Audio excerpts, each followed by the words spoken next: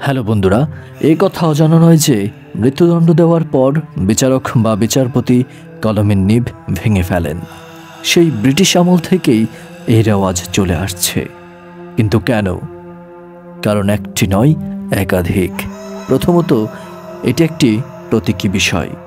ব্যাখ্যা হলো যে কলম একজনের জীবন নিয়ে নিয়েছে, তা যেন আর কারো জীবন না নিতে পারে। দ্বিতীয়ত, ব্যাখ্যাটি এর সঙ্গেই সম্পৃক্ত। বলা হয় বিচারক বা বিচারপতি ওই মৃত্যুদণ্ড এবং তা থেকে প্রসূত অপরাধ বোধ থেকে নিজেদের দূরে রাখতে চান। সেই কারণেই নিবটি ভেঙে ফেলেন। একজন বিচারক বা বিচারপতি তার দেওয়া মৃত্যুদণ্ড ফিরিয়ে নিতে পারেন না।